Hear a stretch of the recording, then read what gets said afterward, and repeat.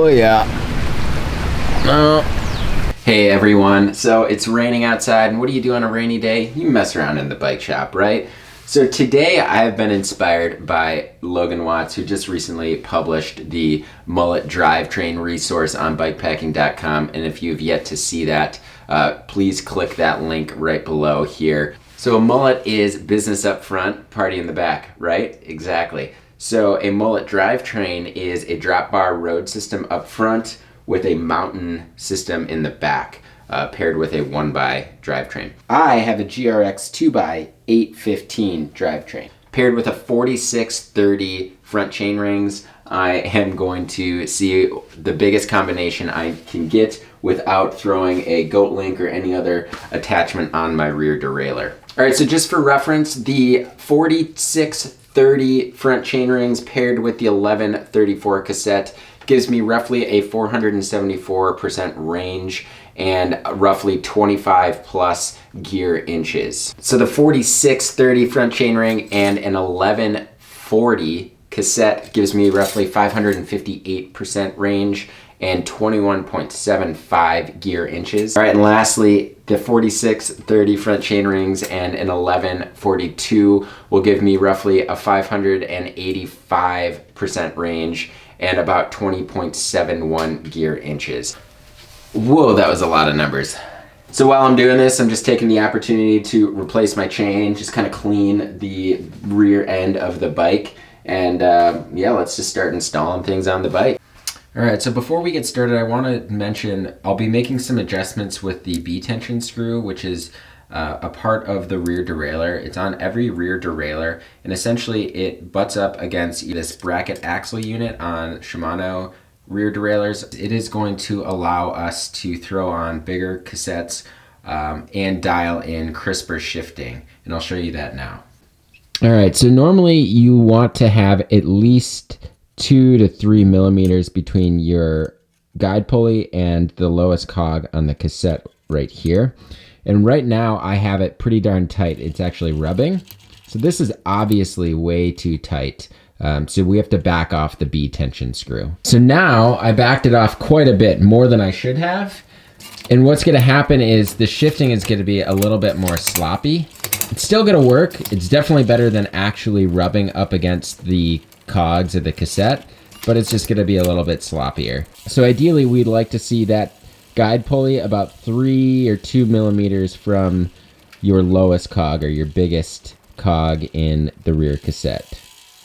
And that's just about right there. Just playing around with the 1134 and just making sure we have the proper B tension on the derailleur.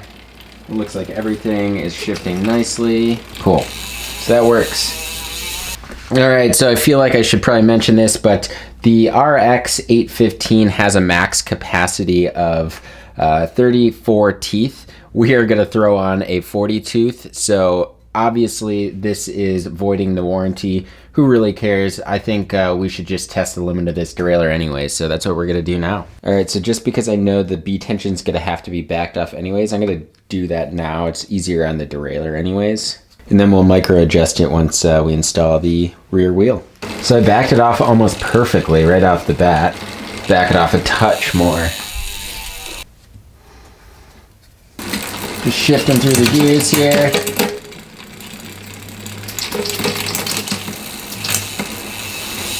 That works well. All right, so let's cross chain on purpose here.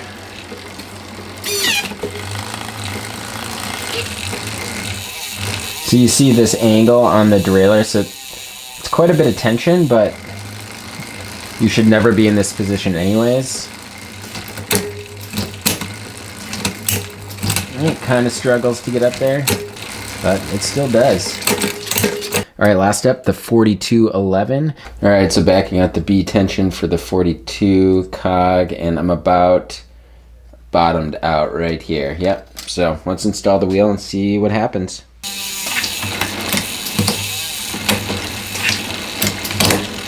All right, the clutch is up, and I adjusted the B tension in slightly from it being maxed out, and this is where we're at.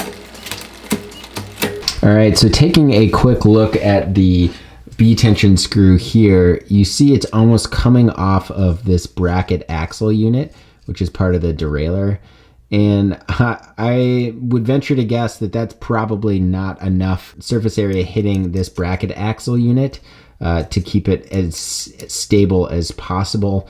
So I'm going to venture out and guess that this 4211 cassette is not going to work.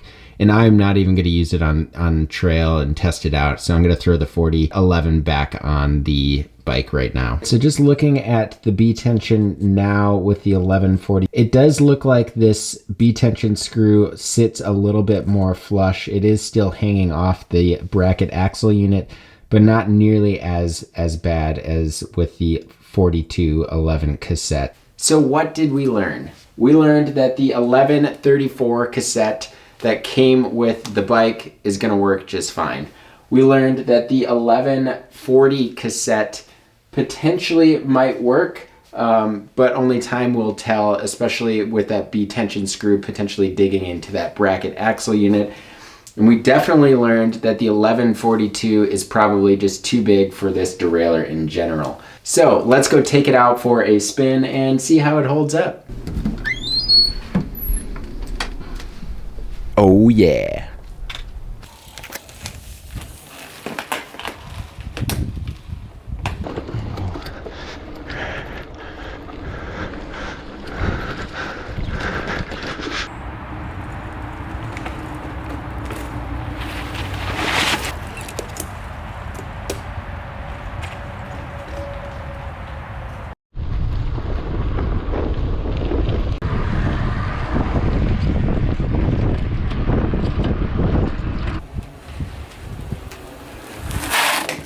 All right, so after the test ride, clearly things shift well. The 1140 cassette works just fine with the RX 815 derailleur. And actually, I tricked you. I've been running this system for over 800 miles now. I did notice one thing on the bracket axle unit where the B screw digs into this little platform here. Just because it isn't flush, it does have a little mark and indentation there. But overall, the system works great with the 1140. So before we wrap up here, I did want to mention that I have been messing around with goat links, and I've even taken a look at the GRX 810 with the 1142 cassette. So I want to show you that real quick. All right, so I threw this Goat Link 10 speed on, and as you can see, this is the Goat Link 11 speed. And really what I'm trying to do here is almost keep the same length, but looking for a platform that almost sits a little bit better than the bracket axle unit that it comes with. And so this is just the 1140 again, but the B screw actually sits almost flush to this Goat Link, and you can't see it because it's almost hidden in the derailleur here, but this is definitely a better fit than the bracket axle unit that comes with the RX 815. And this is just an 1140 cassette on here. So let's just real quickly throw on the 1142 and take a look at this system. All right, so now that I have the 1142 on, I set up the B tension, and you can see the B screw sitting a little bit more flush with the Goat Link than the bracket axle unit that comes with the rear derailleur. So I haven't tested this system out other than just shifting it in the stand, and it seems to work well. So that's just something to make note of. So this is the GRX 810, and this is basically just the mechanical version of the derailleur that I have on my Cutthroat. And basically you can kind of see this bracket axle unit is a little different shaped than this one right here.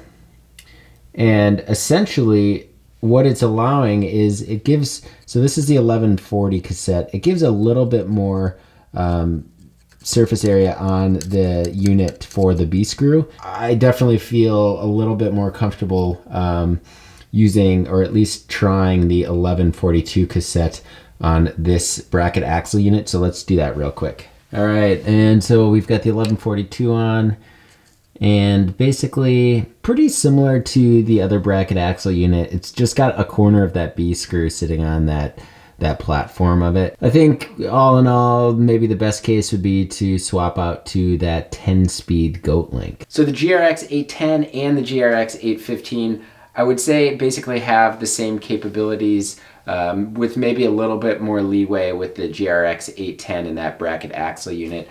That being said, I do think the GoatLink 10 speed will work just fine, paired with an 1142 or an 1140 on either GRX 810 or GRX 815. So yeah, if you have any comments or questions, please leave them in the comment section below. And if you have a system that you want to share, please leave them in that comment section so we can all sift through it, because obviously there's no real true right or wrong way with this. I do think it's fun to kind of experiment and see how big of a gear range you can get. I'm definitely happy with the 1140. It seems to suit my needs, and this would have been the setup I would have done on the Tour Divide this year. So as always, thank you so much for watching. If you haven't already done so, please hit that subscribe button. That will just ensure each one of our videos pops up in your feed. And until next time, pedal further.